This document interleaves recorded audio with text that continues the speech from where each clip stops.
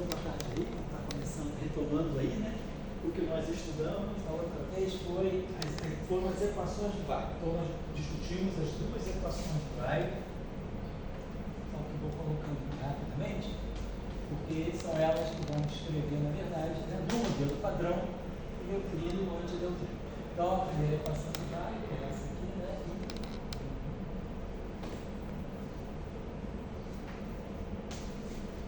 A gente chamou de psi, isso aqui, então a zero, escrevia o neutrino sem massa, parte leve, e depois tínhamos a outra equação, que é a equação por antineutrino, que estava chamando de Ki.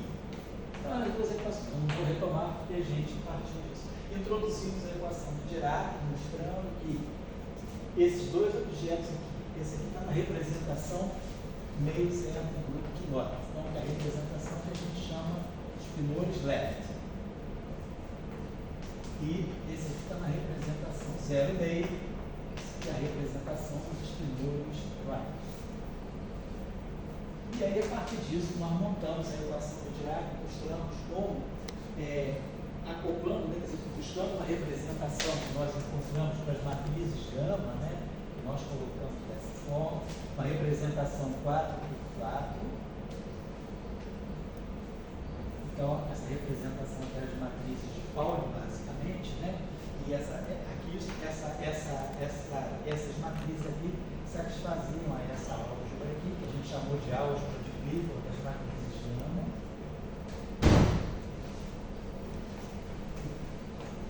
E depois, oi João Paulo, tudo bem, cara? Boa tarde aí. Boa tarde aí. Tudo bom? Então, essa é a representação que nós chegamos, né, às matrizes de gama de Dirac, não impondo, né, partículas que exigem conjunto de matrizes, mas a gente foi por construção mais, com argumentação mais física. O conteúdo dessa equação aqui é dizer que um férmion sem massa se propaga sempre em alinhado com a direção de movimento, e o conteúdo físico dessa equação é descrever um férmion que se propaga sem massa, que se propaga com um spin anti-alinhado com a direção de movimento. Combinando essas duas situações físicas, a gente conseguiu chegar, né, mostrando como chegamos na equação de Dirac, que aí acopla os dois, né, através da massa. Então, a equação de Dirac acopla as duas quiralidades, né,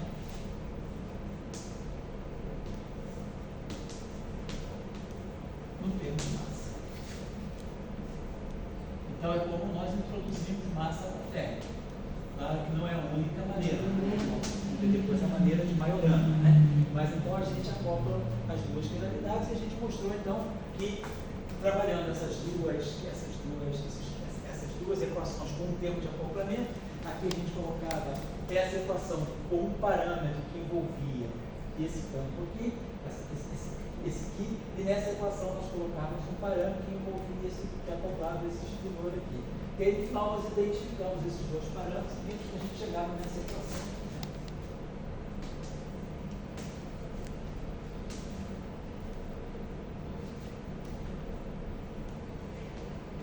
Então, nós podíamos reduzir, então, a equação de Dirac sai a partir de uma composição das duas equações de Weyl. Só para quem não estava muito acostumado, eu vou abrir aqui um instantinho a anotação para falar uma coisinha rápida que vai caminhando. Então, a gente pode abrir isso aqui, né, usando a notação do espaço de Minkowski, que é D0, mais I, está cortado. Então, essa equação toda ela tem dimensão de momento linear, né? Tá certo.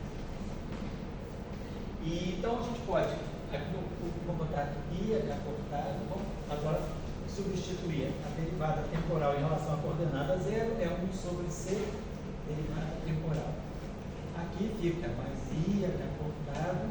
A gente usa essa notação de flechinha para identificar as três matrizes espaciais. Isso aqui é a componente do gradiente, né? Menos MC igual a zero. Então, só por uma questão de conveniência, tudo bem? Você foi quantas linhas, nem sei o que.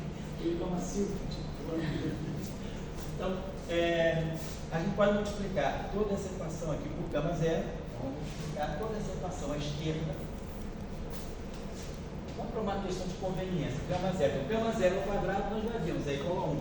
Gama zero, gama, muitas vezes na literatura, eu estou colocando isso porque nós temos experimentais presentes aqui, e muitas vezes alguns papers assim, de fenomenologia, eles usam a equação de Dirac numa notação que não é exatamente a notação covariante, que é a notação antiga, usando as matrizes beta e alfa. Né? Vou explicar aqui. Então, eu posso sempre definir para cada gama I espacial essa combinação aqui, que é chamada de uma matriz alfa. Né? Então, vai ter alfa 1, alfa 2, alfa 3. E a matriz gama zero, muitas vezes é chamada de matriz beta. Isso em alguns livros de mecânica quântica relativista, e muitas vezes em livros de física de partículas. Então, essa equação pode adquirir essa seguinte forma. Quando eu multiplicar aqui por gama zero, vai dar identidade. Então, vai ficar com essas definições aqui. Simplesmente uma questão de definição.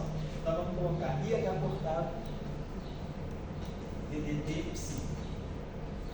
E aí, vamos passar isso aqui para o lado de cá. Aqui nós vamos ter IH cortado, gama zero, né, alfa. Então, a gente pode escrever aqui menos alfa. Multiplicação por C também.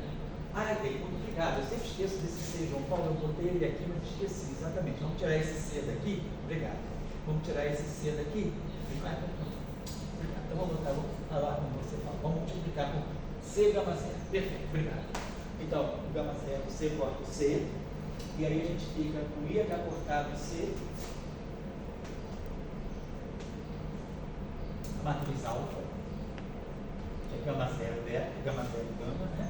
Ou beta gama, sei lá, né? Aqui está lá gradiente, e aqui menos. Agora a equação adquiriu, né? Opa. Isso aqui, IH cortado DDT, é o operador de Hamiltoniano, é energia, né? É o H. Então essa equação agora já tem dimensão de energia, por isso que aparece com menos MC2, vou botar assim. E aí tudo isso aqui meio que sinal menos, né? Menos mais MC2. Mais menos I, mais. Então lembrando, né? Só dessa. Isso aqui é uma mera definição. Só estou colocando isso porque quem faz teoria quântica de campos, quem faz realmente trabalha na área mais teórica, está parecendo que a equação de Dirac das matrizes com gama zero, Obrigado. Beleza, então, menos I, H cortado, gradiente é o operador de momento. Então, essa equação aqui ainda pode ser escrita assim: IH cortado, DDT psi, igual a menos IH cortado, gradiente é o momento. Vai ficar alfa, matriz alfa, escalar, P vezes C, mais I, C2, a matriz beta, atuando em psi. E aí a gente pode identificar isso aqui como chamado Hamiltoniano de Dirac.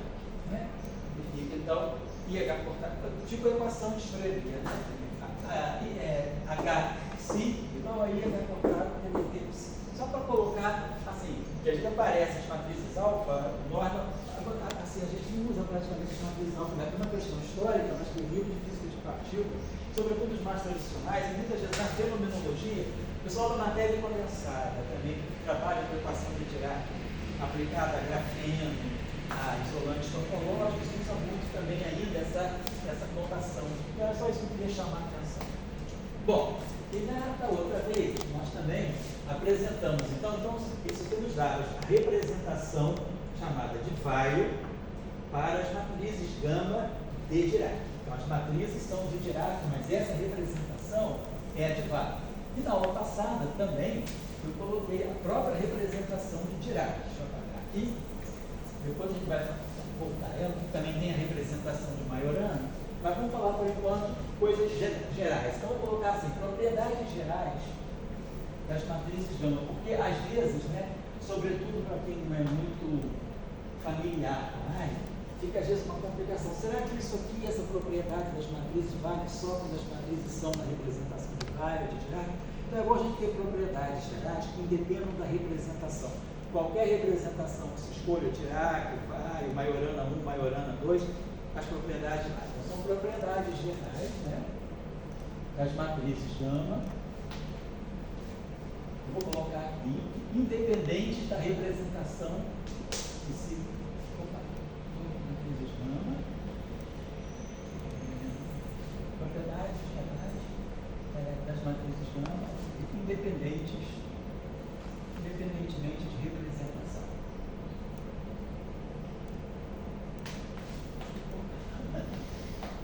Independente da representação. Então, vale qualquer representação. Então, a gente definiu, a gente viu que é independente de representação. Sempre a matriz gama zero é hermitiana. As matrizes espaciais, posso botar assim, né? São anti-hermitianas. Depois, né? A matriz gama zero, devido àquela nossa álgebra, né? Vamos dizer assim, gama zero ao quadrado é identidade. Então, vale para o inverso da matriz gama zero, a inversa dela é ela própria. Depois, as matrizes gama espaciais, né? Elas têm quadrado igual a menos a identidade. Como a gente falou, na álgebra de Clifford, elas seguem a métrica do espaço-tempo. E aí, então, o inverso de cada matriz gama espacial é menos a. Bom,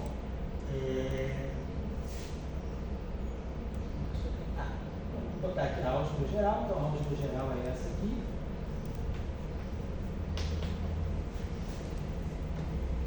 Método de Minkowski. Muitas vezes a gente omite a identidade aqui, mas estou botando só para quem não está acostumado não ficar preocupado. Do lado esquerdo tem matriz, do lado de lá eu tenho um tensor. Né? Então, isso aqui são os componentes do tensor métrico e tem a matriz de identidade. Então, nós temos dois espaços em questão aqui. Um é o espaço-tempo, índice índice espacial, temporal, índice espacial. E o outro é o espaço-tempo em si, as coordenadas espaço-temporais. Então, aqui nós temos um jogo de duas representações. Então, isso aqui é uma matriz 4x4, isso aqui é uma matriz 4x4.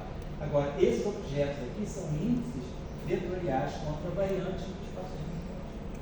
Feito isso. Aí a gente definiu no ano passado uma matriz interessante, que a gente chama de matriz de literalidade, que é a matriz gama 5, que vai I, gama 0, gama 1, gama 2, gama 3. Tudo independente da representação. Essa matriz aqui tem o quadrado dela igual a identidade, portanto ela é inversa.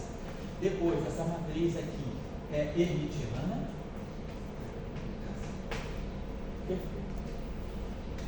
E aí a gente, com isso, né, já que a gente tem uma matriz, sempre que a gente tiver um operador cujo quadrado é identidade, a partir desse operador a gente pode definir um operador de projeção, né, que vai projetar isso no espaço. Então vamos fazer, a gente pode definir então um operador, por que a gente chama de left e right, então a gente pode definir dois operadores aqui, que são os projetores, vou colocar assim, left ou right.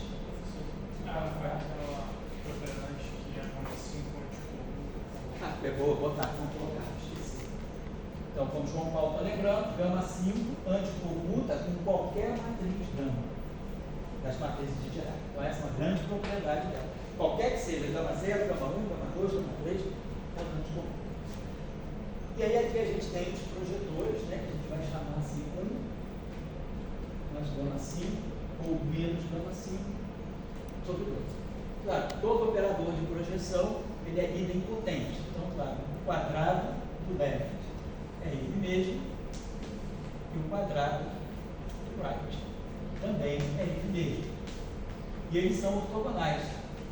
P left, P right, P right, P left, P zero. Então, e a soma dos dois é a identidade. Então, isso mostra que eles formam, né, um set completo de operadores de projeção. Então, qualquer espinor eu posso decompor dessa forma. 1 mais gama 5 sobre 2 psi mais 1 menos gama 5 sobre 2 psi. Quando eu somei isso, eu traria a mesma grandeza. Então, eu tenho uma identidade aqui. Esse aqui é o que nós chamamos a componente left do espinor. E isso aqui é a componente right do espinor. Então, outra propriedade, aí é imediato ver que se a gente aplicar gama 5 ao psi left, eu vou aplicar gama 5 aqui. Então vai ficar gama 5 vezes 1 da gama 5. Gama 5 ao quadrado dá 1. Então eu reproduzo o próprio estímulo. Então ele tem quiralidade mais 1.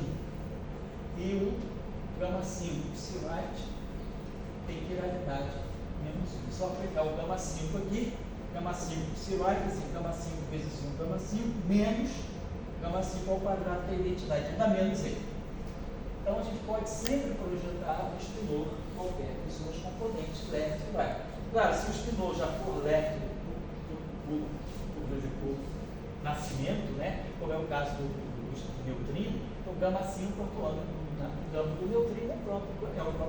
Mas vamos colocar agora quem é a matriz gama 5 na representação de Weyl. Eu vou colocar isso porque há confusão na literatura não, há confusão às vezes em papers, né, de confundir, achar que o que acontece na representação de Weyl vai acontecer na representação de Dirac. Vamos ver daqui a pouco.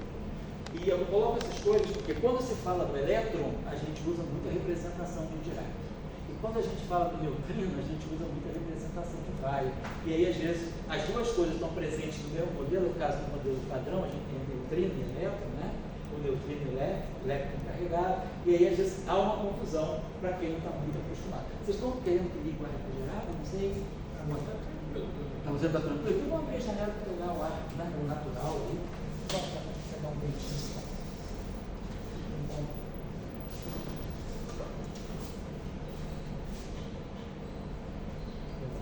Agora, agora, isso aqui é particular da representação de Weyl. Então, isso aqui está numa representação particular da representação de Weyl nas matrizes não. Eu peço desculpa, às vezes ele está tentando fazer praticamente aula de álgebra linear, mas é para evitar problema lá na frente. Depois a gente, quando entrar nos neutrinos, isso aí tem que estar mais ou menos bem esclarecido. Tanto é que quem está assistindo, né, eu não estou fazendo. Nesse início de ano, quando foi janeiro, fevereiro, março, eu acho que o Tchau até gravou aquelas 12 aulas que a gente fez de introdução à equação de Dirac geral. A gente fez com Dória, inclusive. Você está lembrado? Aquela dos potenciais, tudo? Acho que sim, mas não sei se está em YouTube ainda. Ah, não sei se está. Mas eu tenho os links. Você me passou os links na época. Eu acho que estão no YouTube, sim.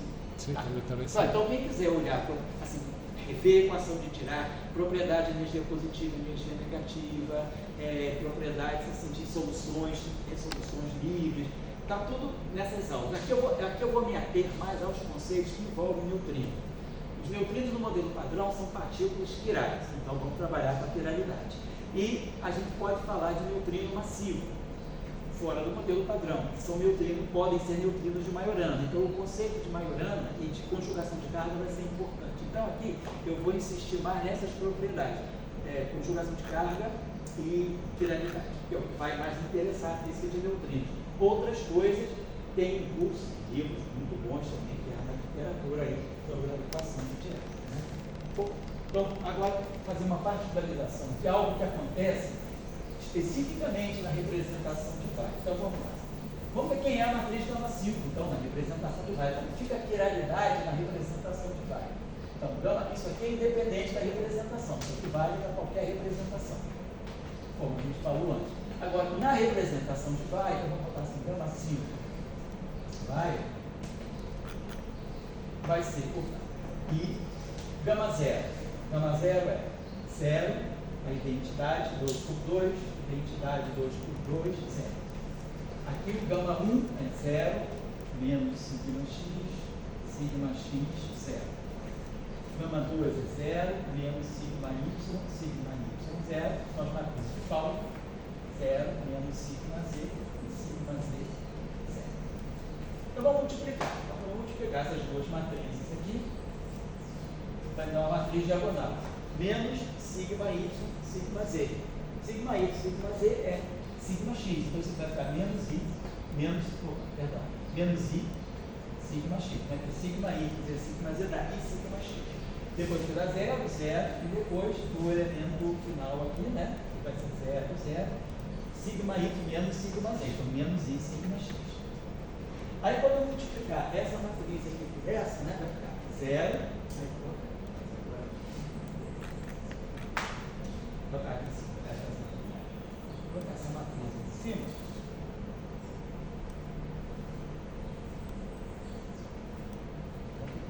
Zero menos I sigma x, zero menos I sigma x.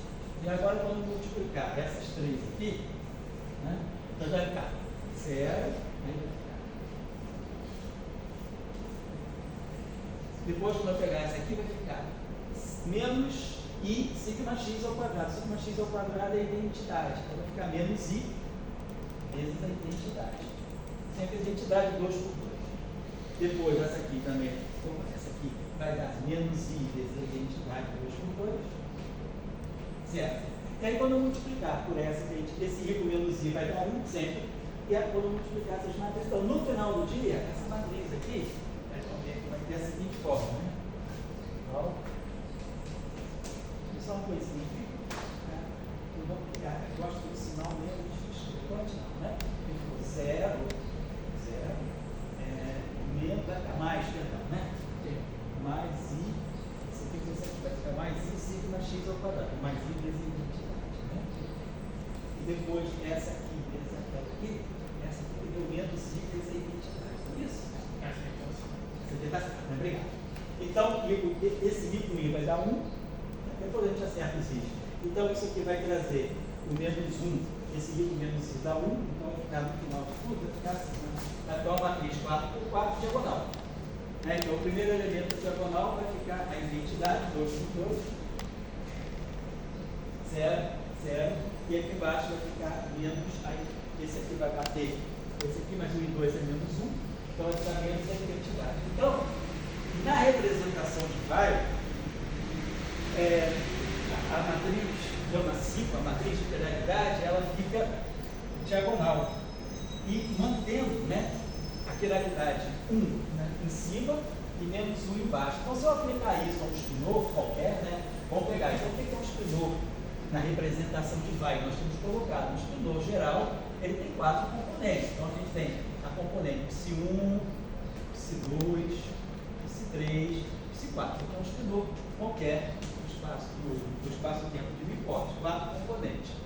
Se eu aplicar o operador 1 mais gama 5, vou botar o Pelé, o operador Pelé, que é 1 mais gama 5 sobre 2 ao psi, quando eu somar 1 com gama 5, 1 é 1, e a gama 5 é 1 menos 1, então a parte de baixo cancela. Então, 1 mais gama 5 sobre 2 vai ficar identidade, vai dar 2 vezes a identidade, mas tem um fator 2, no denominador 0, 0, aplicado ao psi.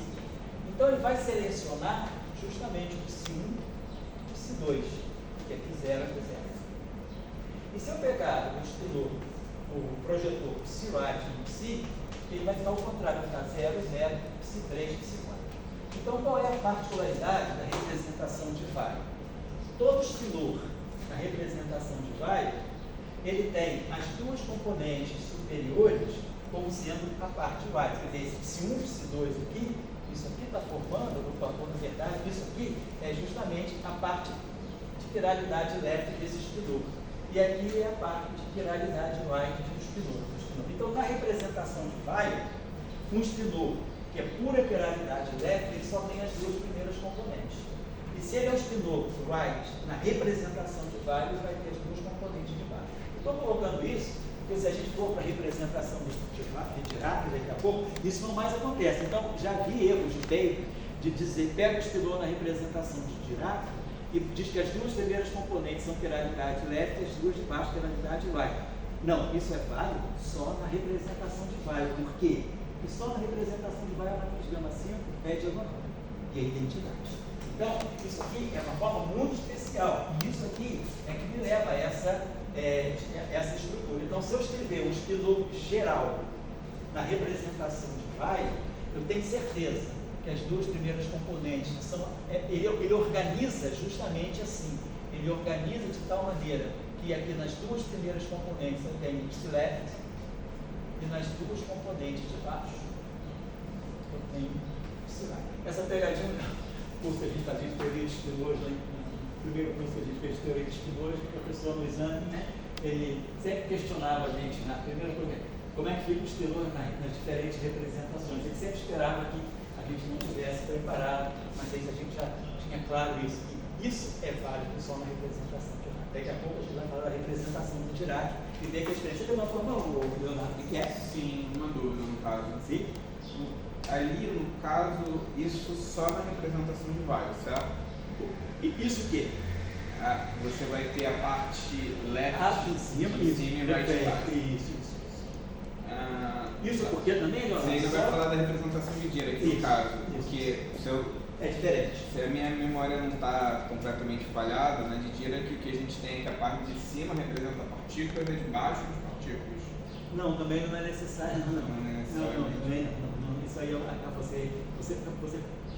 isso aí vai depender de você. Quando você pega a partícula, você tem tudo em cima e tem parte de cima e parte de baixo. E quando você pega antes, o Spinoza, que a gente chama tradicionalmente de U, que é o de energia positiva, ele tem as 4 componentes. E o Spinoza V, que é o do elétron, pósitron, que é a antipartícula, também tem as 4 componentes. Então, não é. O que às vezes acontece na representação de Dirac, a particularidade dela, talvez você vá se lembrar, é a seguinte: as 2 componentes de cima, elas são chamadas de Spinoza forte, e as 2 de baixo fraca. Quando você faz a redução, vai para o limite não relativístico, V sobre C menor, muito menor do que 1, aí você tem que o Spinoza de cima, ele é o Spinoza de baixo. As 2 componentes inferiores são de ordem V sobre C do Spinoza superior. Então a representação de Dirac, ela é muito conveniente para você quando quiser fazer a redução não relativista, quiser ver a equação de Dirac no limite baixamente relativista. Então, em cima fica a componente forte e embaixo fica a componente relativisticamente fraca, certo? Bom, deixa eu dar uma noção dessas propriedades antes da gente chegar na conjugação do carro. Agora, vamos passar para a representação particular.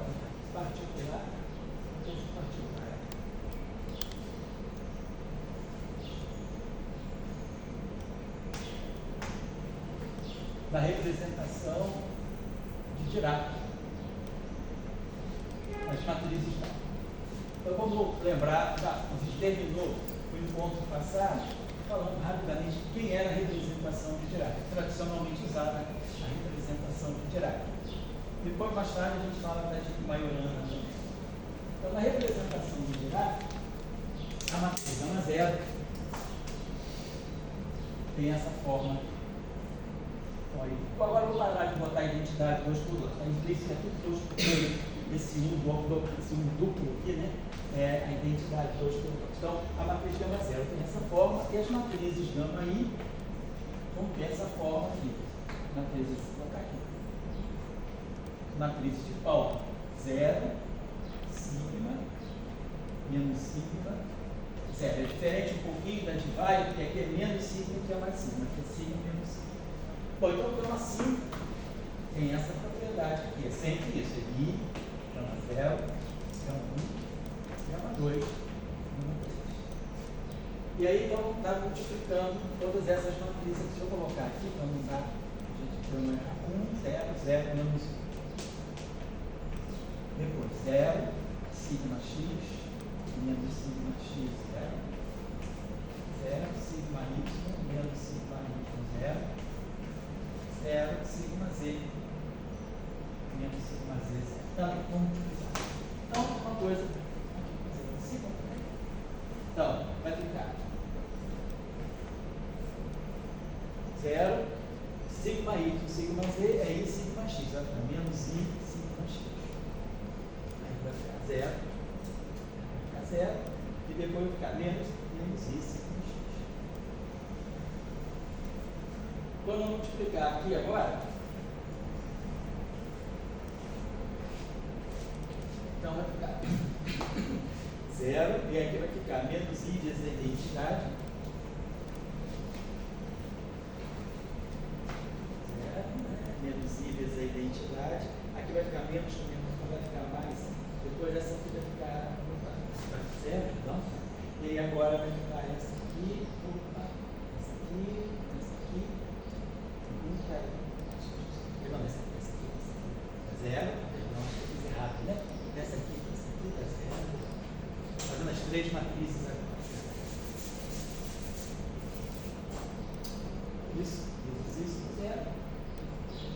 isso vezes isso, menos isso aqui mais x, então menos i vezes a identidade. Depois essa aqui dá mais i vezes a identidade. Depois dá assim. E aí quando eu multiplico isso tudo, vai ficar 1, né? Esqueci de botar o i aqui. Vai ficar 1 0, 0. Depois a gente acerta os i's, né? E aí, vamos ficar, depois de eu pegar essa aqui, vai ficar menos i, o i dá 1, vai ficar a identidade. Olha só, a forma já mudou, a matriz gama 5 passa a ser off-variável. Depois aqui vai ficar menos, vai ficar também a identidade. E aqui certo. Então a matriz gama 5. Aí embaixo seria menos Porque, deixa eu ver aqui, i, com esse i aqui dá menos 1, né? Então, peraí, acho que eu não fiz besteira. Não, é só aquele termo mesmo. Não, mas deixa eu ver se eu errei aqui. Desculpa, deixa eu ver se eu errei aqui. Quando eu multipliquei essa aqui, ficou i sigma x. Então, já que eu dei, quando eu multipliquei essa aqui, eu apaguei, né? Tá aqui. Por que Leonardo? Só porque eu acho que eu errei mesmo, certo? Multipliquei essa por essa. Então ficou zero. Depois eu multipliquei essa por essa. Aí dá menos i identidade. Aí multiplico essa por essa. Dá mais i vezes a identidade. Depois eu multiplico essa por essa, dá zero, né? Então ficou isso mesmo. Então ficou i vezes menos i dá 1 e i vezes i dá menos 1. Então a matriz ela está off-variável. Aqui. Então se a gente for olhar os projetores agora, então se eu pegar o projetor T-left, que é o projetor left, ele é 1 a identidade mais gama 5 sobre 2. Vou botar um meio aqui. Eu só acho que é mais mesmo. Aonde? Porque você está multiplicando no final por 1 menos 1. Estou pegando essa aqui. Não, a resposta da última, essa aqui é o Essa jogo aqui, das três. essa é uma das três. Aqui tem menos? Não, aí tá certo essa matriz. Eu acho que o produto. Essa é 1 menos 1. Tem razão. Isso aqui deu 0. Isso aqui deu menos i com i dá 1, tá certo? Depois é menos 1 com menos i. Aí vai ficar menos i com i dá 1. Obrigado, João Paulo. Então, Leonardo, isso mesmo, é o que o João Paulo falou. Quando eu multiplico, nós multiplicamos essa aqui, esqueceu de esse momento que traz isso aqui para menos. E aí torna isso aqui i vezes menos i com 1. Obrigado. Então, certo isso. Engraçado dessa representação que o Marta de Bairro, que era gama 0 e o gama 5. Isso. Isso é verdade, né? Esse aqui seria o gama 5, o gama 0 de raio. Então, quando a gente somar essas duas matrizes, vai ficar a identidade mais essa matriz. Então, vai ficar um meio, aí vai ficar identidade.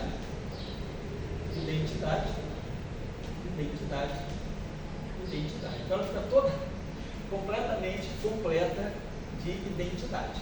E aí, claro, se eu aplicar esse operador psi a um espinor psi, agora, na representação, tem as quatro componentes, e psi1, então esse psi, qualquer representação, vamos colocar, o espinor tem as quatro componentes relativistas, psi3, psi4. Se eu agora multiplicar essa matriz aqui, vai ficar a identidade vezes essa matriz e, vou botar por aqui, a identidade vezes essa matriz. Então vai ficar o seguinte, vai colocar assim, vai ficar, vou escrever com essa matriz direto, vou apagar aqui um instantinho, para ficar mais claro aqui. Isso aqui é um meio, tá assim, 1, 0, 0, 1, 1, 0, 0, 1, 1, 0, 0, 1. Então, estou contando a identidade dos quatro lugares. Então, quando eu somar isso aqui, né, então isso vai ficar igual ao meio. Aí vamos ver quem vai ser o espinor que vai sobrar aqui, vamos lá aqui em psi, né? Então, ele vai pegar psi1 mais psi3. Aí depois ele vai ficar psi2 mais psi4. Aí depois ele vai pegar de novo psi1 mais psi3. Psi2 mais psi4. Então, isso aqui seria a componente left do espinor. Então, não tem nada de ficar um em cima e outro embaixo. As componentes se misturam. Então, na parte left, quer dizer, meu spinor left continua tendo 4 componentes, diferentemente de vai. Na representação de vai, o spinor left tinha só as duas de cima, as duas de baixo eram 0. E o spinor right era o contrário, era 0 com as duas de baixo. Aqui não.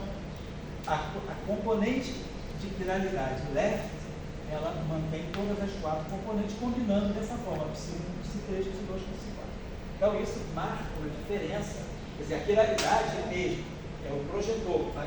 Em cada representação, isso vai ter uma forma distinta. Então, lembrar que na representação das matrizes gama de Dirac, na representação de Dirac, o spinor de Dirac completo, né, na representação de Dirac, ele não está dividido, organizado segundo quiralidade, está tudo misturado.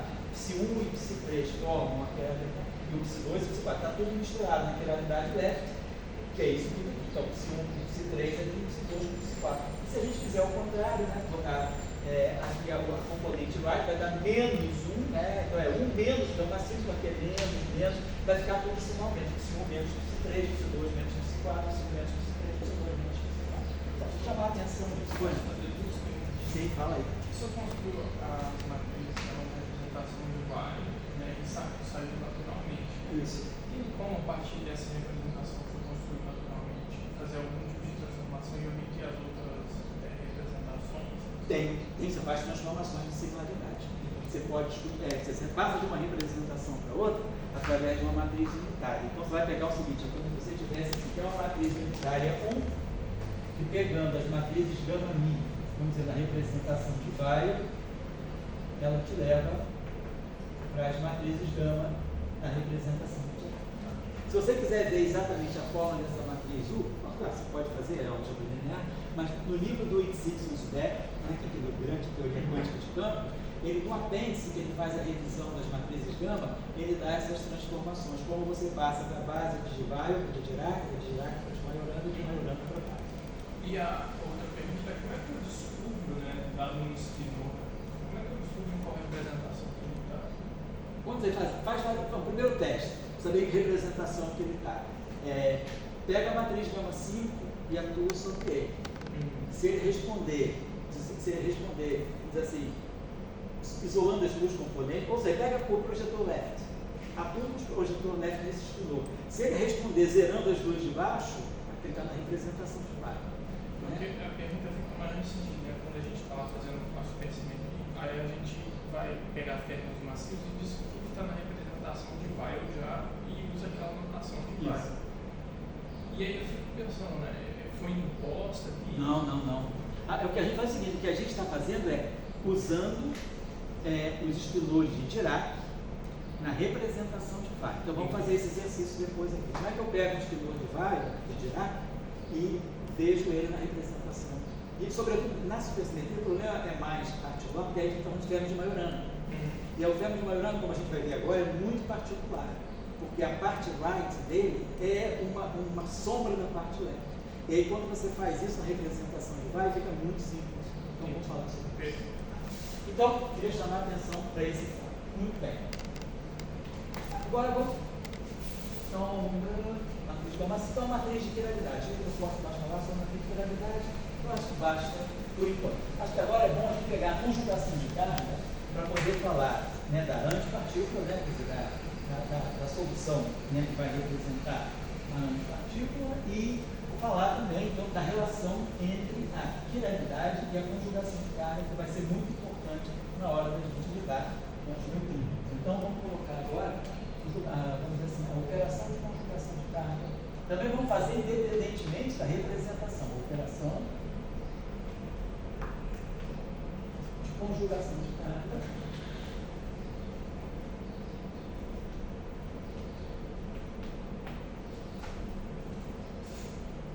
Então isso aqui também vale essas operações também fazer que vale para qualquer representação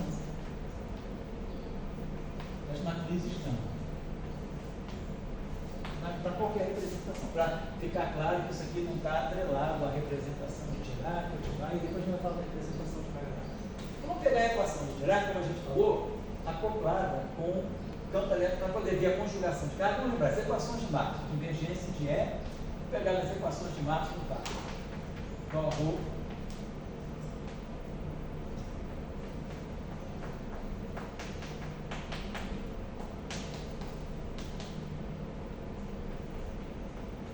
pegando tudo embaixo, só para fazer a coisa mais simples possível.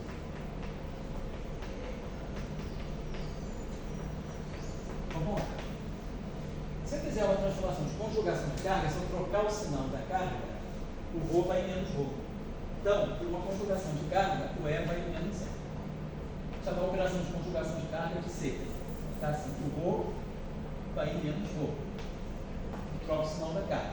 E J, né, a intensidade de corrente é rho vezes a velocidade. Né? Ela também troca de sinal porque o rho troca de sinal.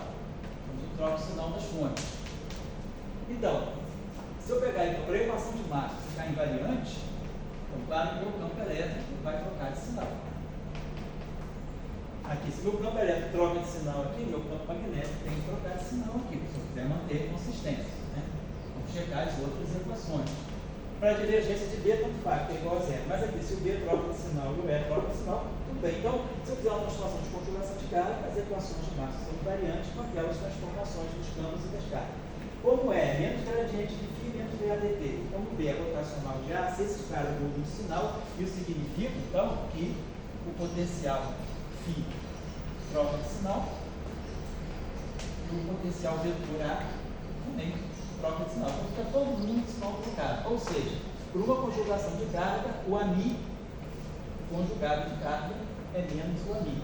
Então, o fóton, ele não é assim, o campo do fóton não é invariante por conjugação de carga. O fóton é neutro, o campo do fóton é neutro, mas ele pega o sinal menos por transformação de conjugação de carga. Então, se eu quiser verificar as interações de Young e Newton, entendeu? Padrão invariante CTT, o campo vetorial ele troca de sinal por conjugação de carga, potencial, né?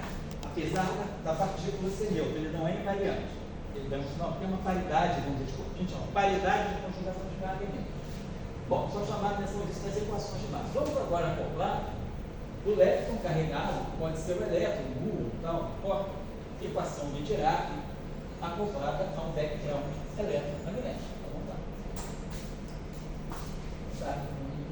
Pegar a equação de Dirac, então, a gente tinha escrito assim, ó, I, tá, primeiro eu vou fazer a notação covariante, I, H cortado, gama mi, vou separar os termos menos A. Então, está derivada covariante, né? Então, agora acoplando o campo eletromagnético. Então, acoplamento eletromagnético, chamado de mínimo. Tá, então, aqui a gente sabe que isso aqui é para nós I, H cortado, gama mi, e aqui a gente vai ter, vou botar gama zero, vou deixar assim, vou botar, vou abrir isso, vou botar assim, DI, mais I, a constante de acoplamento, o valor da carga sobre H cortado a mi, psi, menos psi, rosa. Desculpa, eu não acompanhei. Por que a derivada trocou para a derivada covariante? Porque eu estou fazendo o acoplamento do campo eletromagnético, aquela chamada prescrição do acoplamento mínimo. Quando você estuda, por exemplo, a equação de Schrödinger e o átomo de hidrogênio, você coloca o elétron orbital no campo eletromagnético do próton, né? E aí você faz o acoplamento mínimo, você coloca, você substitui aquele acoplamento que muitas vezes a gente representa assim. E o meu dmi, ele vai dmi mais I é Q sobre H cortado a mi. Então, se você multiplicar isso aqui por IH cortado, IH cortado dmi vai mi, H cortado dmi. Aí aqui, o H cortado vai cancelar o H cortado, o I vai dar menos 1, menos E, Q a mi. Então, vamos pegar a componente zero disso aqui, IH cortado sobre IH cortado, 1 sobre C ddt. Vai IH cortado sobre C ddt menos EG φ sobre C. Né? O potencial, quando a gente pega a notação espaço de Minkowski, o potencial a zero é φ sobre C. Então C vai todo embora, E aí a gente fica, IH cortado DDT é energia, e aqui, isso aqui é energia, então vai na energia menos RT vezes φ. É a constante do acoplamento, é a carga fundamental, e Q é o valor da carga. A carga pode ser 2E, E menos E. Então, isso aqui é um valor numérico que expressa quantas unidades de carga o campo tem. E aí agora, se eu pegar a parte espacial, vou ficar IH cortado DI, IH cortado DI, e aqui vai ficar o AI covariante, mas o AI covariante é menos o A. O AI embaixo é menos o AI em cima, que é menos o potencial vectorial euclidiano. Então, isso aqui me dá. Então, eu vou dar um C, vai aparecer um C, tiro o C daqui, tiro o C daqui. Menos I, quer dizer, IH cortado DI é menos IH, isso aqui é IH cortado gradiente, portanto, é menos um momento. Então, isso aqui, vamos multiplicar toda essa equação por menos 1. Então, fica um momento, vai no momento, multipliquei por menos 1, aqui tinha menos, fica mais, EC. Então, é isso, talvez a gente no livro de mecânica quântica a gente faz o acoplamento mínimo já colocando o E e o P, né? Mas no fundo é isso que eu estou fazendo. Tá? Estou colocando agora o campo carregado, a partícula carregada em presença de um campo eletromagnético. Então a gente vai na equação de onda dela e substitui as derivadas pelas derivadas agora ditas covariantes de Kent, tá? Muito bem, então só estou fazendo isso aí. Foi isso que nós fizemos. Então, vamos abrir essa equação aqui para separar a interação eletromagnética da parte livre de propagação. Gama mi, dmi, psi, menos NC, psi. Isso aqui é a equação de Dirac livre. Agora a equação com interação eletromagnética. I comida menos 1, H cortado cancela, então vai ficar E, Q, A mi, gama mi, psi. Então, assim. Então, isso aqui, se eu quiser estudar, por exemplo, o átomo de hidrogênio via equação de Dirac, é essa equação que eu tenho que usar. Colocando aqui que eu tenho o potencial do núcleo, né, do próton, né, que está lá no átomo de hidrogênio, e, claro, o potencial vetor, aqui a gente vai colocar, a gente deve usar o problema eletrostático. Eu tenho o átomo, tenho o campo eletrostático, então aqui vai entrar o φ0, né? E, bom, então, a gente sabe, isso aqui vai me dar, por exemplo, a equação de Dirac, o átomo de hidrogênio relativístico. Bom, temos então isso aqui também representando a interação, o acoplamento do elétron, ou do lepton carregado com o campo de fora. Então, aqui não, aqui eu só tenho o campo do elétron. Então, isso aqui é a partícula livre, não tem interação nenhuma. Tem a cinemática, a massa, e aqui eu tenho interação.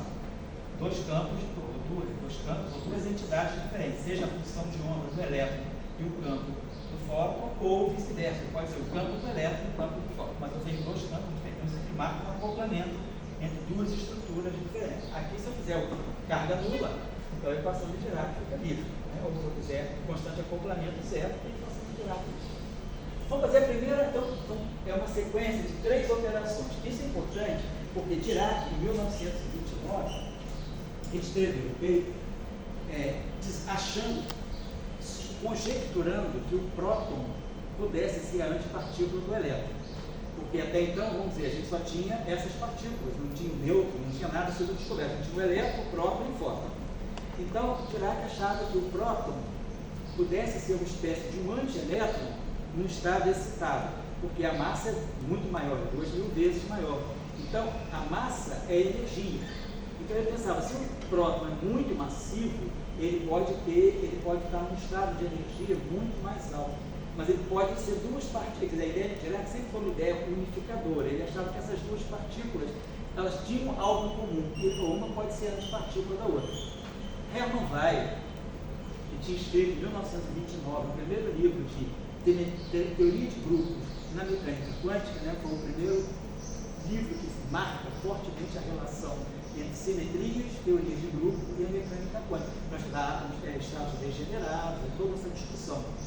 E aí, Hermann Weyl diz para o Dirac que a simetria, se quisesse interpretar algo como a antipartícula do elétron não deveria ser o próton, por causa da diferença de massa ser muito grande. Ele achou que deveria ter alguma simetria escondida na equação que pudesse identificar a presença daquilo que o Dirac queria, que era a antipartícula. Isso em 1929. E Dirac escreve na Nature, o paper de 1930, chamado The Proton. E nesse paper assim, uma página e meia, né? E ele faz, no final, o último parágrafo, ele faz uma análise, esperando-se, supondo que o próton pudesse ser a antipartícula do elétron. Esse paper, claro, foi lido por Weil e fala, não é assim.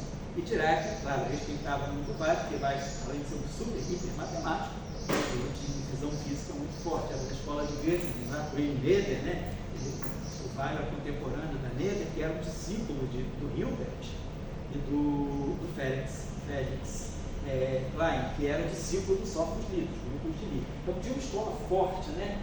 Não é à toa que a Noether fez os teoremas de simetria na escola de Göttingen. E Klein, conhecedor desse assunto, ele fala, garimpa, você vai achar alguma coisa, e tirar garimpou, né? Então, o primeiro garimpar, a primeira peneirada que ele dá, você que mineiro aí gosta de um garimpo, né? Na tua cidade tem aquelas coisas que, aquelas surpresas, assim, que garimpou, acabou? Fecharam lá em Cabo? Tinha?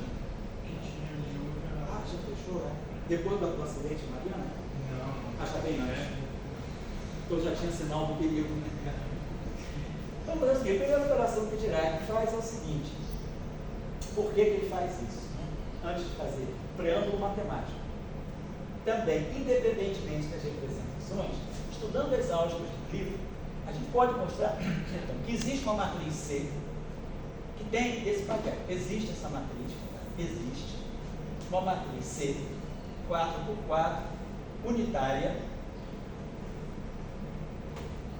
que tem essa propriedade C aplicada a qualquer matriz gama mi transposta C menos 1 me dá menos a matriz gama mi. Então existe uma conexão, uma transformação de singularidade entre as matrizes gama mi transpostas e as matrizes menos gama mi. Essa matriz aqui faz a ligação. E a gente pode claramente construir essa matriz rapidamente. A gente vê que ela existe. Por exemplo, eu estou na representação de Dirac. Se vocês se lembrarem, representação, só para ter uma ideia, C, só para a gente ter uma ideia clara de que essa matriz realmente pode ser construída. Na representação de Dirac, vamos ver quem é C.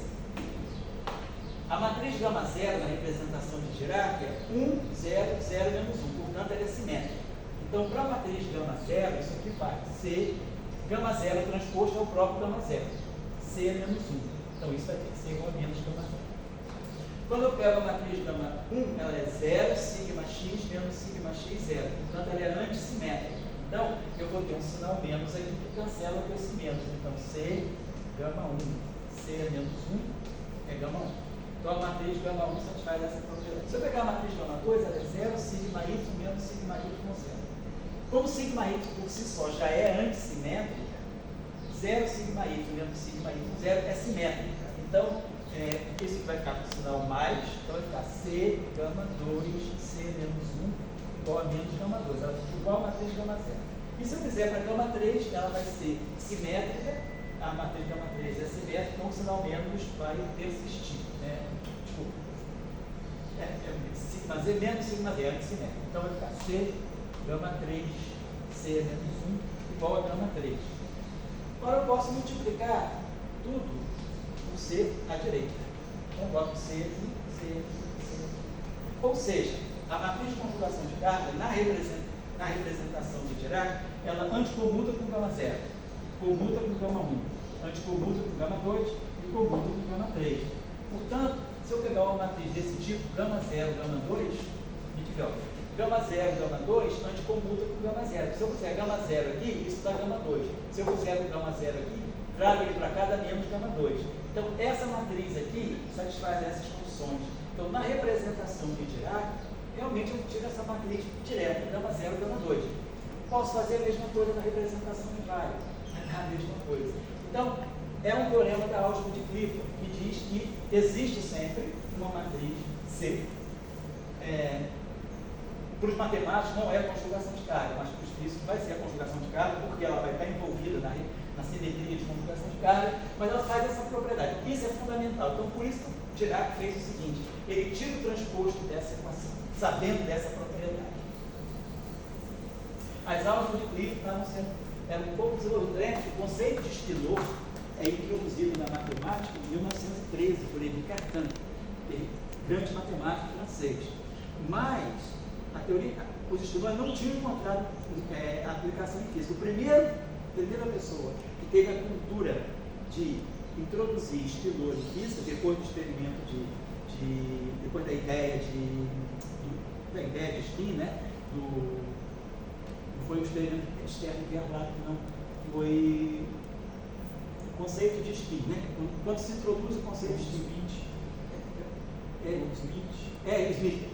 Goldsmith e o outro, Uhlenbeck, obrigado. Uhlenbeck e Goldsmith. Depois do trabalho de Uhlenbeck e Goldsmith, que é de 1923, que eles introduzem o spin do elétron, Pauli associa que aquilo poderia ser descrito por Spinor. Mas a teoria de Spinor era muito pouco conhecida dos físicos em geral. Dirac sabia ter um pouco de teoria dos Spinors, que ele se interessava por relatividade, e aí, conhecendo a teoria de Spinor, ele conhecia essa matriz C. Depois da sugestão do Weyl, ele vai então ver que simetria ele pode tirar dessa equação. Então ele faz o primeiro passo, número 1. Ele tira o transposto da equação. Então isso aqui é um Spinor coluna, vai transpor, vai ficar um Spinor linha. E essa matriz aqui vai ser transposto, vai ficar I, H cortado, DI, se transposto, gama mi, transposto. Não, fazer o contrário. Tirar uma operação que Dirac chama de operação conjugada. Vamos introduzir aqui o conjugado de Dirac. Chamado conjugado de Dirac. E não é o conjugado hermitiano, não, é um pouquinho mais. Conjugado de Dirac. Ele é essa operação. É uma operação que pega o Spinor e tira uma operação barrada. Esse barrado ele é definido como sendo o hermitiano conjugado multiplicado à direita pelo gama C. E para qualquer matriz gama, qualquer matriz, ele também define o conjugado. Claro, se o Spinor, que é um vetor, ele tem essa transformação por uma matriz, a gente tem que ter a transformação de similaridade, né? Gama zero, M dagger, gama zero. Então, essa operação aqui é a chamada operação conjugada de Dirac. Né? Ela, então, se eu pegar, por exemplo, uma matriz qualquer, atuando no Spinor, e tirar o conjugado, isso aqui então vai ser M, psi, dagger, gama zero. Porque uma matriz atuando no Spinor dá um Spinor no final do dia. Então, segue essa prescrição aqui. Hermitiano conjugado, psi dagger, M dagger, gama zero. Gama zero ao quadrado é a identidade. Então, eu boto gama zero aqui, gama zero aqui. Psi dagger, gama zero, é o psi barrado. E gama zero, M dagger, gama zero é o M barrado. Então, essa operação barrada, ela satisfaz as mesmas propriedades, né, que o conjugado hermitiano. Troca a ordem conjugando, né? Só que esse conjugado envolve essas operações aqui. Por isso é o chamado conjugado de Dirac. Ele é introduzido por uma questão de covariância relativística. Mas, de qualquer maneira, se eu definir esse objeto, esse aqui tem que ser automaticamente implicado. Porque para eu poder formar isso aqui, eu preciso ter dois gama, eu preciso ter esse cara aqui, preciso colocar um gama zero aqui, né? Então eu coloco outro gama zero, aproveito a identidade, aí formo esse barrado dele. Só para lembrar então, tem o conjugado de Dirac. Claro, ele é um conjugado, tem o hermitiano conjugado, então o I vai menos I. Né? Ele tem essa operação. Se eu pegar I, psi, barrado, isso aqui é menos I, psi, barrado. Tem uma operação de conjugado complexo por causa do conjugado hermitiano. Tá bem. Então, com essa operação, Dirac, o primeiro passo que ele fez foi tirar o conjugado hermitiano dessa equação. Tirar o conjugado hermitiano. Então, Eli, psi barrado, né, esse Spinor aqui, com a sua derivada, ele vai para lá, H vai menos I, H cortado. Aí vamos ter o Eli, psi barrado. E aqui vamos ter o gama mi barrado. Menos MC, que não tem nenhum I para descer, psi barrado. campo eletromagnético é real, o menos é Q, o Mi continua Mi, e aqui fica psi barrado, gama Mi, que é uma matriz barrada igual a zero. Mas vamos lembrar aqui, o que é gama Mi barrado? É gama zero, gama Mi Dagger, gama zero. Se eu pegar a matriz gama zero, ela vai ser gama zero Dagger é gama zero. Então, gama zero ao quadrado é identidade, então gama zero barrado é gama zero. Se eu pegar o gama I barrado, eu vou ter gama zero, gama I Dagger, que é menos gama I. Gama zero. Dagger aqui é menos gama I. Mas o gama I anticomuta.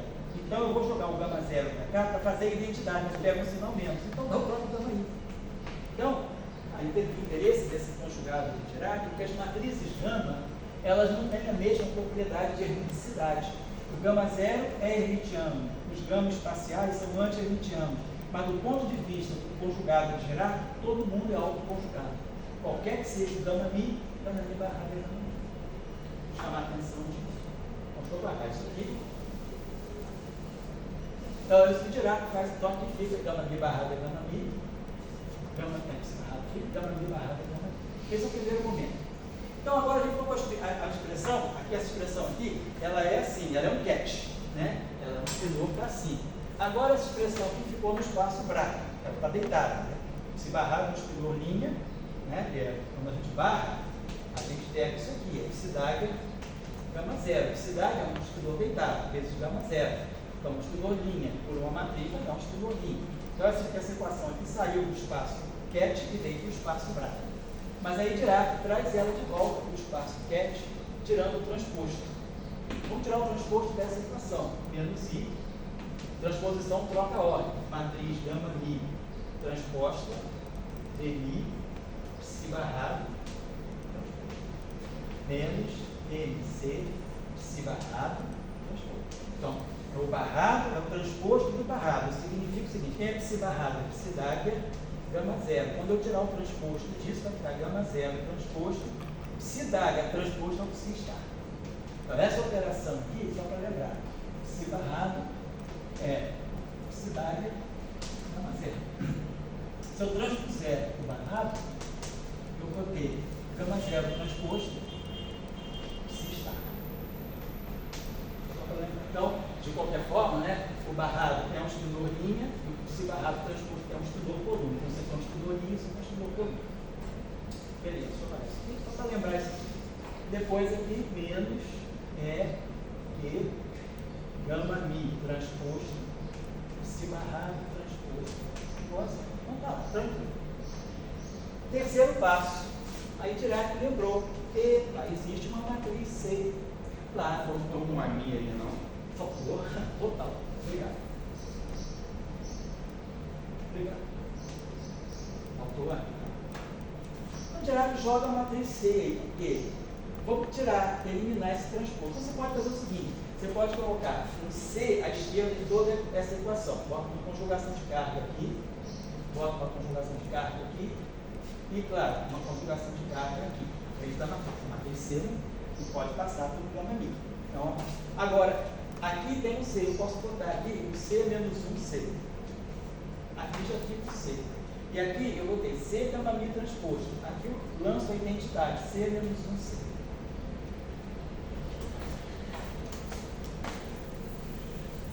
E aí lembramos da propriedade da matriz C. C, gama Mi transposto, C menos 1 é menos gama Mi. Então esse menos é restituído mais. Então vai ficar I, H cortado, gama Mi, dmi, atuando nesse objeto aqui, C, psi barrado, transposto. Claro, a matriz C é constante, ela passa ela foi colocada aqui, mas ela passa pela derivada porque ela é constante. Ela se junta imediatamente ao psi barrado transposto. Então, o menos daqui cancela esse menos. Então, o primeiro termo restitui como se fosse a equação de Dirac normal. Esse aqui é a mesma coisa, C psi barrado menos MC. Então, do ponto de vista da partícula livre, sem interação eletromagnética, nada mudou. Eu tenho esse espinor C psi barrado transposto, que Dirac acaba chamando de psi C, psi barrado transposto. aqui, ó, I gama mi dmi psi c menos mc psi c, então ele é exatamente o termo igual ao termo de Dirac do original.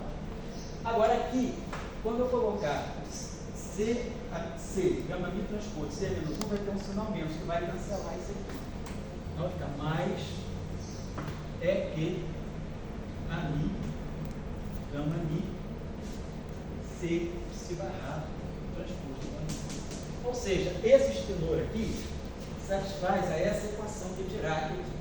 A parte livre, tal e qual, né, ela era por elétrico, normal, psi, menos ENC, psi C. A novidade vem aqui, mais é que a mi, gama mi, psi C. Então a gente vê o seguinte, que psi C também é solução da equação de Dirac nesse campo eletromagnético, só que com uma carga oposta. A equação de Dirac original era menos é que a mi gama mi psi. Aí agora passou a ser mais é que gama mi. Ou seja, o que Dirac mostra com isso? Ele mostra, ou seja, eu posso pensar também o seguinte: se eu quiser substituir esse campo aqui pelo conjugado de carga dele, a gente viu que o conjugado de carga do campo de eletromagnética é a mi, conjugado de carga menos a mi. Então eu posso substituir esse a mi aqui por menos a mi conjugado de carga. Então você faz essa operação de conjugação de carga, esse sinal menos é restituído, mas você mostra o seguinte, que o psi C é a solução da equação de Dirac, ou seja, se você tem psi como solução, você tem psi C, é uma solução no mesmo campo eletromagnético, mas com a carga oposta. Ou você pode dizer que o psi C é solução com a mesma carga, mas com o campo conjugado de Dirac, conjugado de carga eletromagnética. Mas o mais importante aqui é isso. Oi. A gente precisa esticar o barrado e depois transposto, porque esse aqui é um objeto transposto, ainda é mais fácil. Exatamente, eu quero que seja um Se você só toma no transposto, vai ficar. exato, eu estou tomando transposto. Então, o que a gente mostrou? A gente mostrou que se a equação de Dirac é válida no espinor psi com carga E, o espinor psi, ele ressalta, ele é a solução da mesma equação de Dirac, o mesmo campo eletromagnético, mas com carga menos E. Ou seja, a operação de conjugação de carga, ela troca a carga do espinor. Então, isso por isso se chama espinor conjugado de carga, porque automaticamente a interação eletromagnética dele revela a mudança de carga. Então, isso é o conceito de simetria. Dirac sempre gostava de dizer uma coisa interessante. Ele dizia que o grande papel da simetria é que você pode ter uma equação que você não consegue resolver, mas você consegue tirar todas as propriedades das soluções da equação que você não resolve pela argumentação da simetria. Então, mesmo que você não resolva a equação de Dirac, você sabe que ela serve para duas soluções. Ela vai descrever uma partícula de carga, vai descrever uma função de onda, ou um campo, né, com carga um campo eletromagnético, ao mesmo tempo que ela vai descrever. Ela também é solução, a equação de Dirac é também solução de um outro objeto, independente do primeiro, porque isso aqui não é igual a psi, mas e no mesmo campo eletromagnético, mas com a carga oposta. Então você tem dois objetos, né, resolvidos pela mesma equação. Vamos fazer uma operação aqui, só para tirar uma expressão mais clara desse psi C. Psi C é C, psi barrado, transposto. Então vamos lá, quem é psi barrado? Psi barrado é psi dagger, gama zero, transposto. Então isso aqui é C, gama zero, transposto, psi estático. Porque quando você carga, depois tira o estático, o transposto fica só o estático. E aqui a gente pode colocar C menos 1C. Então isso aqui vai ficar menos gama zero, C, psi estático. Então essa é uma outra maneira de eu representar o conjugado de carga. Também independente da representação. Isso aqui vale em qualquer representação. É menos gama zero, C, psi estático. Então isso é o conjugado de carga. O conjugado de carga é o que faz o papel no espaço extensorial conjugado complexo. Quer dizer, basicamente é o conjugado complexo, corrigido por essas matrizes aqui, isso aqui em qualquer representação. Então, da mesma forma que o conjugado complexo restitui o número complexo original, quer dizer, C estar, né? E quando eu faço essa operação aqui, né, a gente complexifica o complexo do número conjugado. Se eu fizesse a operação duas vezes, né, ela é uma involução, eu volto ao objeto original. Então, o que faz o papel, né, do conjugado de carga, conjugado complexo, no espaço estelorial, é essa operação do conjugado de carga. Então, vamos ver o que acontece se eu tirar duas vezes o conjugado de carga. Psi-C. Então, vamos lá. Quem é psi-C? Psi-C nós já sabemos quem é. Menos gama zero, C, psi-estar. E aí eu vou ter que tirar o conjugado de carga disso. Mas o conjugado de carga, por definição, é menos, e vai ser o próprio extensor carga, vai ficar menos gama zero, C, psi-estar, carga, gama zero. Essa é a definição do conjugado de carga. Né? É C psi barrado transposto, né? Que é o não, esqueci de botar o C. O conjugado de carga é pegar o espinor, né? Conjugado de carga é C, e aí a gente vai pegar esse espinor aqui barrado, menos gama zero, C, psi estar, tudo isso, conjugado de carga, conjugado geral, transposto. Então a gente tem que pegar aqui o conjugado geral. Mas quem é o então tem isso aqui, ó. Isso aqui é o C, esse aqui é o barrado, o primeiro barro, né? E depois eu transpondo. Então vamos olhar o barrado. Então vai ficar C. Vamos botar esse sinal menos aqui na frente. Menos. C. E aí voltar. Vai ficar psi. Tudo isso dentro do transposto. Psi está barrado. C. Barrado. Gama zero. Barrado. E tudo isso transposto. Gama zero barrado, a gente já sabe que é gama zero. Então não preciso me preocupar. Quem é o C barrado? C barrado é gama zero. Qualquer matriz barrada é conjugado de Dirac, a matriz é C DAG gama zero. Só que C DAG é C menos 1. Então isso aqui é gama zero, C menos 1, gama zero. Então quando eu colocar isso aqui, C barrado vai estar gama zero, C menos 1, gama zero. Gama zero é identidade. Então vai sobrar para nós o seguinte, menos C. Psi está barrado. Vou depois ver o que é isso. C menos 1 é gama zero, C barrado é gama zero, C menos 1. Mais o gama zero daqui, que vinha daqui, C barrado, comeu esse aqui. Então fica só o transposto. Quem é psi estar barrado? Psi estar barrado é psi, por definição, é psi estar daga gama zero. Psi estar daga é o psi transposto gama zero. Então isso aqui vai ficar menos C. Psi estar barrado é psi transposto gama zero. Gama zero é identidade. Vai sair o gama zero daqui para esse gama zero que vai encontrar aqui. E aqui fica C menos 1. E tudo isso aqui transposto. Então isso aqui fica C menos 1 transposto, psi transposto é psi. Só que a matriz C, ela é sempre antissimétrica. Eu esqueci de colocar essa propriedade. Outra propriedade genérica da matriz C é que ela, além de ser mediana, ela é sempre antissimétrica. Então, opa, a função de menos aqui que é crucial. Não vai arrebentar nosso argumento. Menos. E lembrar que a inversa da transposta é a transposta. Quer dizer, a transposta da inversa é a inversa da transposta. Transposição e inversão comutam. Então, C transposto é menos C. Então isso aqui vai ficar menos vai ficar mais, C menos 1, C que dá 1, então dá mais que C. Então, se eu tirar duas vezes o conjugado de K, ele faz exatamente o papel da conjugação complexa. Então, no espaço escritorial, a expressão que corresponde, né, a uma conjugação complexa é a operação conjugado de Dirac. Tudo bem. Tá certo. Só lembrando disso, essa propriedade é importante. Acho que tem mais alguma propriedade. Agora vamos mostrar a relação entre a conjugação de dados e a equidade. Isso é importante. Então, isso também, tudo que eu estou fazendo até agora, tudo isso aqui é em qualquer representação. Essas propriedades, isso aqui também vale em qualquer representação. Isso aqui vale em qualquer representação. Certo?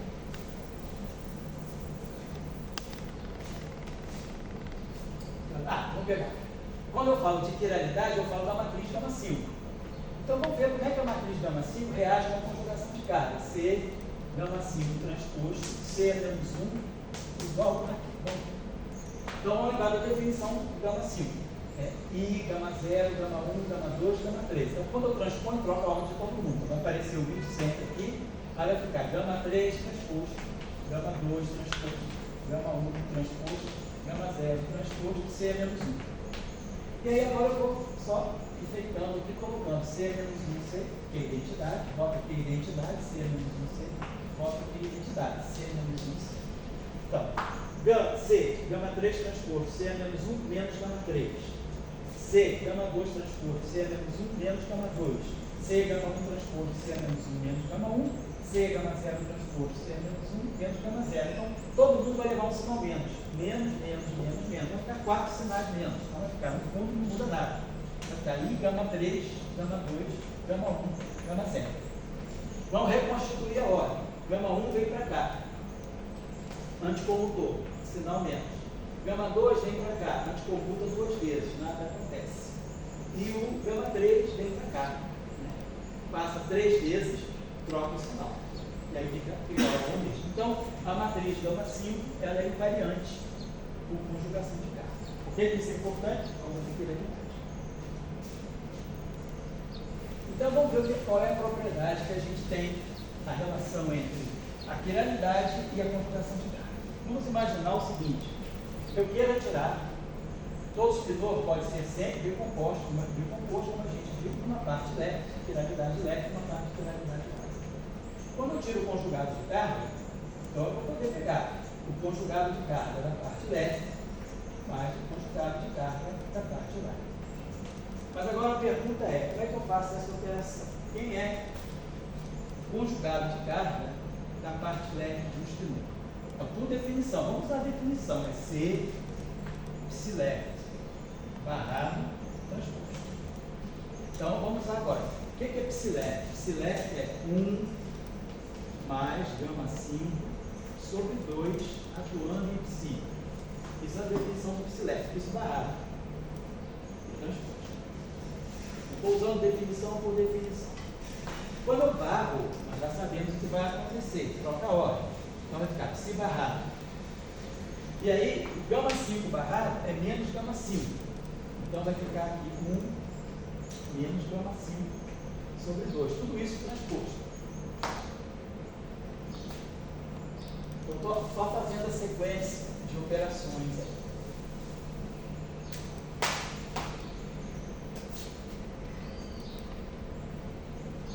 Então vai ficar C. Agora, quando eu transpuser, eu troco a ordem de novo. Então, 1 menos gama 5 transposto sobre 2, psi barrado transposto. Aí agora eu coloco C menos 1C aqui. C1, C menos 1 é a identidade, nada muda. C, gama 5 transposto, C menos 1 também é o gama 5. Então isso aqui é a mesma coisa que 1 menos gama 5 sobre 2, C psi barrado transposto é um psi C. Então, o que esse resultado está me dizendo? Eu estou pegando o projetor right e atuando com o conjugado de carga, ou seja, eu estou projetando a parte right do espinô conjugado de carga. Então, o conjugado de carga do left é o right do conjugado de carga. Então, tem uma intercâmbio, né? E quando eu pego o conjugado de carga do objeto, eu vou pegar isso, essa relação aqui é válida. É a componente right, quer dizer, vamos dizer assim, a antipartícula da quiralidade left é a quiralidade right da antipartícula. E aí a mesma coisa aqui, faz o mesmo exercício para o right. Se right C, ou seja, se eu tiver o conjugado de carga dessa equação, é a mesma coisa, né? É o psi C left. Então, quer dizer, quando a relação entre a conjugação de carga e a quiralidade é essa troca, mas não é só trocar a quiralidade do mesmo objeto, o que é left da partícula, quer dizer, a antipartícula da partícula left é a quiralidade right da antipartícula. Essa equação. No caso do neutrino, tem uma operação de Seria como se você estivesse aplicando C e T ao mesmo tempo. É quase isso, né? Porque o P troca a quiralidade. Exatamente. Então, isso vai ser importante. No caso do neutrino, o cônjuge do neutrino é só left. Então, o antineutrino é só right. Né? Porque eu não tenho neutrino lá. Então, se eu tiver aqui o neutrino left, conjugado de carga, vamos dizer, é o C, right. Ou seja, é o antineutrino right. Então, o antineutrino é sempre right e o neutrino é sempre left. No modelo padrão, a gente nem coloca o antineutrino. A gente coloca lá o dublete só tem termos que o neutrino é left, né? Nós não temos a parte right do neutrino, temos a parte right do elétron, do núcleo e tal, e dos quartos. Então, essa relação aqui é bem importante para nós. Só que eu estou terminando, que agora eu vou definir o famoso fermo de Majorana. O que é o fermo de Majorana? É introduzido por Majorana em 1937, é o fermo que satisfaz essa propriedade. Qualquer que seja a representação conjugado de carga, se ele for autoconjugado de carga, ou seja, se o conjugado de carga for igual a ele mesmo, isso é um chamado fermo de Majorana. Ou espinor, nesse caso, fermo, espinor de Majorana. Vou chamar a atenção aqui. Independente da quiralidade. Independente da quiralidade. Aliás, um verbo de Majorana nunca pode ser quiral. A gente vai mostrar isso. Se você pegar e puser que o fermo seja quiral e seja Majorana ao mesmo tempo, ele é identicamente assim. Tá, no caso, pergunta boba. Isso vale para qualquer partícula que seja neutra, independente se é um neutrino, por exemplo. O fóton seria um fermo de Majorana, nesse caso. Fóton é o bóson. Tá, obrigado. Mas para ficar pronto, fermo de Majorana não tem. A gente tem. Não tem ainda, não. Não tem. Só no isolante topológico que apareceram, né? Eu te liguei sobre a parte. Não, mas assim, metade, sei lá, 70% da comunidade de neutrinos massivos acha que o neutrino seja mais, por ser massivo, 30%, 20% acham que seja direto. Mas o grosso da comunidade de física de neutrinos, quando fala de neutrinos massivos, aposta mais no Majorana. O que tem que medir para decidir se é Majorana ou não? Vamos ver, quando o neutro decai, ele decai um próton, um elétron e um antineutrino do elétron. Se o neutrino for Majorana, então vamos ver, essa relação aqui também me diz o seguinte, que o nêutron sendo bombardeado por neutrinos, isso me leva a prótons e elétrons. Então, vamos pensar o seguinte, se um nêutron tem uma amostra, se um nêutron decai e emite um antineutrino do elétron, mas se o neutrino é Majorana, então o antineutrino é igual ao neutrino. E aí, esse neutrino que sai daqui, ele interage com o outro nêutron da amostra, me dá um próton elétron. Então, o que você pode ter no final do dia é que dois nêutrons decaem em dois prótons, em dois elétrons e zero neutrino. O neutrino desaparece. Ele é comido pelo outro nêutron. Isso se chama o duplo beta decay, double beta decay, duplo beta decay, sem emissão de neutrino. Acho que o pessoal representa zero, beta, 2 beta. É o duplo decaimento beta com zero emissão de neutrino. Essa é a sigla que o pessoal usa. Então você teria, que é a busca para saber, é o que está se buscando em vários laboratórios. É difícil medir. Muito. O pessoal está medindo isso há mais de 20 anos, mais de 30 anos. Então, você teria isso. A ideia é essa. Quando o nêutron decai, ele emite um antineutrino. Isso é a teoria de Fermi. Mas se o neutrino, depois da descoberta da massa, for um neutrino de Majorana, esse neutrino que é emitido daqui do nêutron, ele pode se combinar com o outro nêutron e formar prótons e elétrons. Então você poderia ter identificado na tua amostra sinais de decaimento beta duplo sem emissão de neutrino, porque o neutrino é absorvido pelo nêutron. E se violar isso aí, indica retirado. Isso só nunca for medido, você declarar 5 sigma para não existência desse decaimento, então provavelmente o neutrino é retirado. Mas o pessoal insiste forte. Agora, tem outros experimentos também, que é o momento de polo magnético. Porque o que você mostra, né, usando os fatores de forma, é que o momento de polo magnético do neutrino de Majorana massivo ele é proporcional à própria massa do neutrino. Então, se você fizer experimentos com campos magnéticos e vir que tem uma relação entre a massa do neutrino e o acoplamento de Pauli, né? O momento de polo magnético do campo magnético externo, isso é um sinal de que o neutrino é Majorana. Porque para o neutrino de Majorana, a massa dá uma medida também do seu dipolo magnético. Então, explica mais. Então, eu queria chamar a atenção para o neutrino. Então, só para finalizar mesmo, né? Eu vou beber até 6 horas hoje, não, só para finalizar, só dá o que é um ferro de Majorana realmente. Então, como a gente estava falando, no espaço espinorial, quer dizer, o espaço de números complexos, vou fazer uma comparação entre os complexos, né? E o espaço espinorial, vamos colocar assim,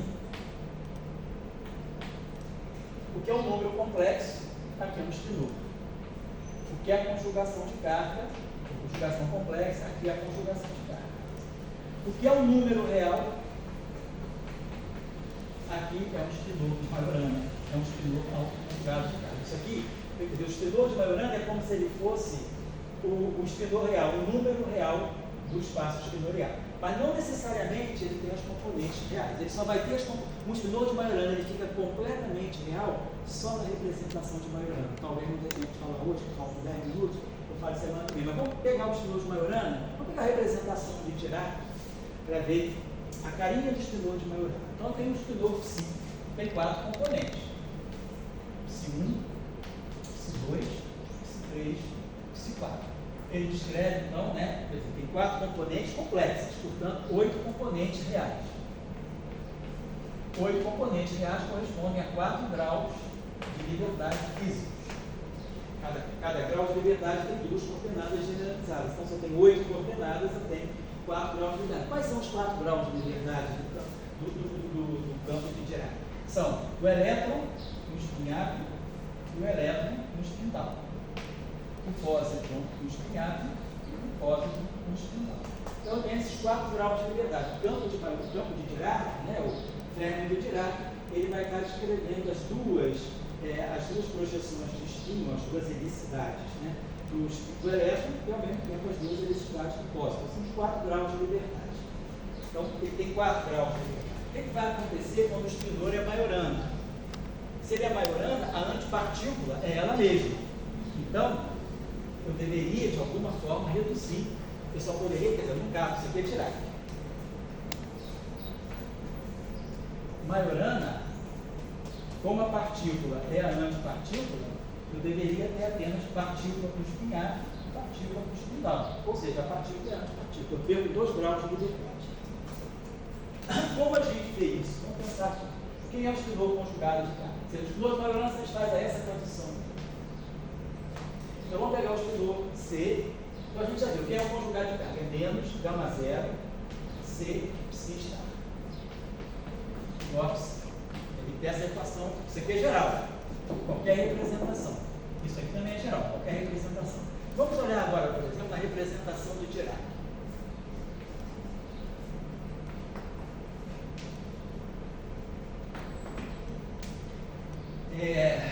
A matriz gama zero, bom, a matriz de conjugação de carga, a gente já viu, né? A representação de Dirac, né? Ela é alguma coisa, quer dizer, a matriz de conjugação de carga. A gente tinha falado aqui, tinha feito os exercícios rapidinho. Ela é da forma gama 0 e gama 2. Que a gente pode colocar aqui em I. Ela é definida a menos de uma fase. Vamos colocar aqui, então, eu posso tomar ela como sendo I gama 0 e gama 2, uma representação da matriz de conjugação de carga. Essa matriz tem todas as propriedades da matriz de conjugação de carga, que é unitária, simétrica e tem aquela relação de C, gama mi transporte, C menos 1 e gama menos gama mi. Então, a matriz gama 0 é 1, 0, 0 menos 1. A matriz gama 2 é 0, sigma y menos sigma y 0. Quando eu faço esse produto, nós vamos ter 0, sigma y, 0. A matriz sigma y, isso aqui vai ser 0, 0, menos i, 0, menos i, 0, 0. E aí, se eu coloco i, isso aqui fica 1, menos 1, menos 1. Então, a matriz é simétrica. Então, a matriz C, explicitamente na representação de Dirac, é essa matriz aqui. 0, ou poderia botar aqui I sigma Y, seria isso aqui. Se quiser colocar, posso colocar assim, 0, I sigma Y, menos I sigma Y, 0. Né? Bom, então, vamos colocar isso, já disse aqui, colocar isso aqui naquela equação. Já sei, agora estou trabalhando na representação de Dirac. Então, eu sei que a minha matriz gama 0, sei que a minha... Então, a minha matriz C, né? Minha matriz C então é menos, então estou com essa equação, menos gama 0, C é I gama 0 gama 2. Se está igual a C. Gama 0 ao quadrado é a identidade. Então eu tenho que menos I gama 2 se está tem que ser igual a C. Então vamos fazer esse cálculo aqui. Né? Quando eu colocar esse menos I aqui, menos I, a matriz gama 2, né, é sigma Y menos sigma Y. Então essa matriz aqui vai ficar. A matriz gama 2 é sigma Y menos sigma Y. Então, menos I sigma Y e sigma Y. 0, 0. Atuando se está. Então, se 1 complexo conjugado, se 2, os 4 componentes conjugados complexos. Né? E aí a matriz 0, sabe que essa matriz aqui vai ser isso aqui. 0, 0, 0, 0. 0 menos 1, 1, 0. Né? Porque sigma Y é 0 menos I, 0. Depois você vai ficar 0, 1, 0, 0, 1, menos 1. 0, 0, menos 1, 0, 0, 0, 0, 0.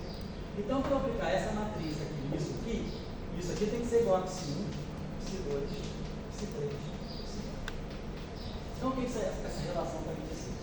Que, quando eu atuar para essa matriz aqui, que é isso aqui, eu tenho que psi1 igual a menos psi4 está. Psi1 é igual a menos psi4 está. Isso aqui vai atuar aqui. Depois, isso aqui vai me dizer que psi3 está é igual a psi2. Então começa a vincular os componentes. Depois essa aqui me diz a mesma coisa, me diz que psi2 estar é igual a psi3, que é essa relação aqui. E depois essa aqui me diz que menos psi1 estar é psi4, que é essa relação aqui. Então no fundo ela me fixou, ela restringiu o spinor. Então vamos colocar assim, um spinor de Majorana. Vou colocar assim, spinor de Majorana. Na representação de Dirac, ele tem a seguinte fórmula: psi1 é psi1, psi2 é psi2. Porém, o psi3 é o psi2 está. E o psi4 é menos o psi1 está. Então, ao invés de ter 8 componentes reais, ele vai ter 4 componentes reais. Porque aqui eu tenho real imaginário, 4. Aqui é a mesma coisa, o mesmo então aqui, e o mesmo então aqui. Então, eu caí de 8 componentes reais independentes para 4, portanto 2 graus de liberdade. Então, o spinor de Majorana, ele tem 2 graus de liberdade, correspondente fisicamente a isso aqui, só espinhados não. Diferentemente do elétron, elétron A, elétron A, pósito A, pósito A. Então, só para finalizar, né, a gente chegou a isso aqui. Então, a gente chegou ao conteúdo físico do spinor de Majorana. Na próxima aula, nós vamos começar a trabalhar, aí sim, para começar a entrar no mundo dos neutrinos, a questão da massa. Então, o nosso próximo, agora que a gente viu quiralidade e conjugação de cargas, e aí também é fácil lembrar que com o spinor de Majorana, todo spinor pode ser escrito dessa forma, psi-left mais psi-right. Se o spinor, então vou pegar psi-c, vai ser psi-left C mais psi-right C. Então, se o spinor é Majorana, agora o psi-right C é igual, então se o spinor é Majorana, agora o spinor é Majorana, então isso aqui tem que ser igual a psi. Psi-right C é o psi-c left. Mas se o spinor é Majorana, psi-c é psi. Então, para o spinor de Majorana, vale isso aqui. Eu tenho a parte left dele, mais a parte right dele. Mas a parte right, quer dizer, eu vou pegar isso aqui e voltar. Quando a gente faz essa operação aqui, psi-right, C, isso aqui é a mesma coisa que psi-c left. Então, se o spinor é Majorana, esse C daqui sai. Então, o conjugado de carga da parte right é a parte left, e vice-versa. o conjugado de carga da parte left é a parte right. Então, a parte right do spinor eu posso escrever como sendo a parte left C.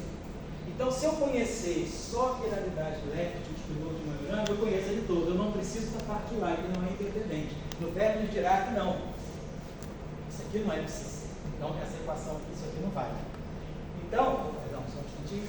Então, eu posso sempre escrever o spinor de Majorana dessa forma. Psi left mais C, psi left barrado, transposto. No fundo, isso aqui é o psi left conjugado de carga, é o psi left.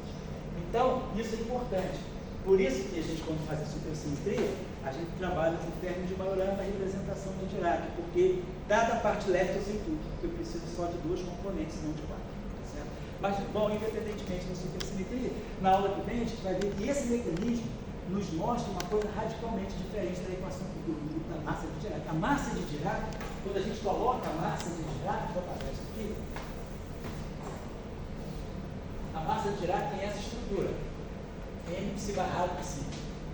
Então isso aqui é N psi left barrado mais psi right barrado, que multiplica psi left, então decompondo o spinor em parte left e parte right.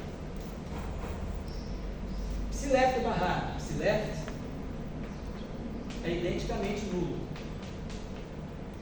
Psi left barrado sobra, psi right, né? Psi right barrado psi right, isso em qualquer representação.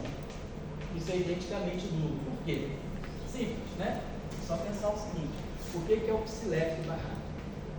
É 1 mais gama 5 sobre 2 psi barrado. Ou seja, é psi barrado 1 menos gama 5 sobre 2. Quando eu multiplicar pelo outro psi left, que vem aqui, isso aqui vai me dar 1 mais gama 5. Mais 1 menos gama 5. Perdão.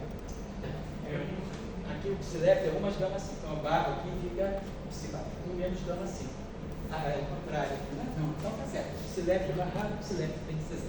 Então, eu fiz besteira aqui. 1 mais gama 5 sobre 2 psi barrado. Quando eu barro, gama 5 troca de sinal. E aí, quando eu vou multiplicar pelo psi left, é 1, esse left aqui, é 1 mais gama 5 sobre 2. Sim. Então, isso aqui é o psi left, isso aqui é o psi left barrado. Mas 1 menos gama 5 sobre 2 vezes 1 mais gama 5 é 0. Isso aqui é o projetor right atuando no projetor left, eles são ortogonais. Então, isso aqui é 0. Então, isso é uma coisa importante, né? Psi left barrado. Psi left é identicamente nulo. Psi right barrado. Psi right é identicamente nulo. Então, na massa de Dirac, eu preciso sempre, quem vai sobreviver vai ser o left com o right com o left. Então, a massa de Dirac, ela acopla as duas quiralidades, ela mixa as quiralidades. No caso do fermo de Majorana, quando isso aqui, quando eu escrever psi left barrado, psi right, ou escrever, lembrar que o psi right é o quê? É o psi left conjugado de carga.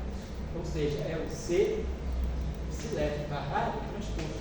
Então, se o fermo é de Majorana, a massa, ela só envolve a parte left, eu não preciso da parte right. Então, a massa de Majorana, eu posso formar massa só com quiralidade left. Essa que é a novidade em relação a Dirac. Na massa de Dirac, eu preciso do left e do right. Por isso, no modelo padrão, como eu não tenho neutrino right, eu não consigo dar massa do neutrino por via do mecanismo de Higgs, porque o mecanismo de Higgs, ele é um mecanismo de acoplamento com escalar. E o acoplamento com escalar, vamos ver na próxima aula, ele sempre vai misturar o left com o right, diferentemente do acoplamento de gauge. Quando a gente pega a corrente eletromagnética e decompõe, o que sobra é left com left. Então, o elétron, se ele dá uma quiralidade left e ele absorve um fóton, ou emite um fóton, ele não muda a quiralidade. As interações de gauge, elas preservam a quiralidade. É left com fóton, right com fóton. Então, se o elétron absorve ou emite um fóton, ele continua left. Com o campo de Higgs, que vai fazer a quebra da simetria no modelo padrão, é diferente. Quando um fermo left absorve ou emite um escalar, ele troca a quiralidade. Porque essa grandeza aqui, psi left barrado psi right, isso aqui escalar, então ela pode se acoplar ao escalar. Então, campo de Higgs entra aqui. Então, como o neutrino, no modelo padrão, não tem gravidade gráfica, quando o Fermi toma o valor esperado do vácuo, se você toma uma constante, o que eu ganho? Uma massa de Dirac. Mas o neutrino não tem a parte wave dele para segurar a massa de Dirac, então, neutrino sem massa. Agora, se nós introduzirmos física além do modelo padrão, modelo de neutrinos de Majorana, aí eu vou poder arranjar mecanismos para poder misturar neutrinos de famílias diferentes para elas oscilarem e ganharem massa. Então, está tudo envolvido nessa questão. Por isso que eu quis chamar a atenção para quiralidade e conjugação de carga. Essas duas propriedades dos espinores são fundamentais para a gente discutir neutrinos massivos, certo? A gente se vê na próxima sequência.